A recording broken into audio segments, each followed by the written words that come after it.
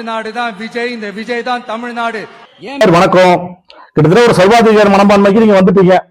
தமிழ்நாடு தான் நீங்க தான் தமிழ்நாடு, இந்திரா தான் இந்தியா, இந்தியா தான் இந்திரா, அந்த ரேஞ்சுக்கு வந்துட்டீங்க. இப்ப வந்து தமிழ்நாடு சிஎம்ஏ உங்களுக்கு கீழே தான், அதுக்கு மேல நீங்க போயிட்டீங்க. அப்படித்தானே?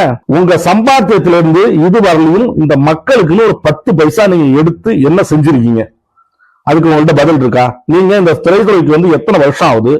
உங்க துறையில இருக்கிறவங்களுக்கு எத்தனை பேருக்கு நீங்க ஹெல்ப் பண்ணிருக்கீங்க? அட்லீஸ்ட் உங்களால படம் எடுத்து நஷ்டமானவங்களுக்கு திரும்ப நீங்க கால் ஷீட் கொடுத்துருக்கீங்களா? இல்ல உங்க கூட ஒர்க் பண்ணவங்களுக்கு நீங்க ஏதாவது பண்ணிருக்கீங்களா? இல்ல உங்களால நஷ்டமான ப்ரொடியூசருக்கு ஏதாவது பண்ணிருக்கீங்களா? இந்த பகவத் கேசரி உண்மையான கதையோட நாயகன் இருக்காரு இல்லையா, திரு பாலையா அவர்கள், அவங்க அம்மா பேர்ல இலவசமா ஒரு புற்றுநோய் மருத்துவமனைய ஹைதராபாத்ல நடத்திட்டு இருக்காங்க. நீங்க அந்த மாதிரி ஏதாவது செஞ்சீங்களா? இன்னைக்கு சூப்பர் ஸ்டாரா இருக்க மகேஷ் பாபு தெலுங்குல அவரு தன்னோட பூர்வீக கிராமத்தை தத்தெடுத்தது மட்டும் இல்லாம தன்னோட சம்பாத்தியத்துல டாக்ஸ் எல்லாம் கட்டினது போக மீதம் 30% எடுத்து, அதாவது ஒரு சம்பாத்தியத்துல 3/1 எடுத்து அரசு மருத்துவமனைகளுக்கும் அரசு பள்ளி மாணவர்களுக்கும் செலவு பண்ணிட்டு இருக்காங்க. கல்வி மருத்துவத்துக்குன்னு அந்த பணம் பயன்படுது. அதான் நீங்க ஏதாவது செஞ்சிருக்கீங்களா? கர்நாடகாவில புனித் ராஜ்குமார் இறந்து போனார் இல்லைங்களா, அப்பு, அவரு இறந்த பிறகுதான் தெரிஞ்சது 20,000க்கு மேற்பட்ட மாணவர்களை கல்விக்கும் உயர்கல்விக்கும் உதவி பண்ணிருக்காரு. 2000 அரசு பள்ளிகளை தத்தெடுத்து வச்சிருந்தாரு.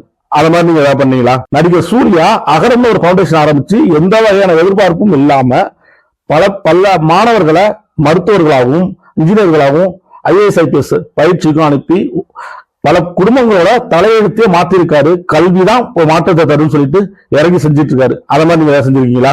நடிகர் லாரன்ஸ் நிறைய ஊனமுற்ற மாணவர்களையும் முதியோர்களையும் தத்தெடுத்து அவங்கள பாத்துக்கிறாரு. அது போக விவசாயிகளுக்கு மாற்றங்கள் மூலமா விவசாய உபகரணங்கள் கொடுக்கிறாரு. நிறைய மாணவர்களோட கல்விக்கு உதவி பண்ணிட்டு இருக்காரு. தான் குடியிருந்த வீட்டை அனாதை ஆசிரமாக்கிட்டு அவர் போய் வாடகை வீட்டுல இருந்தாரு.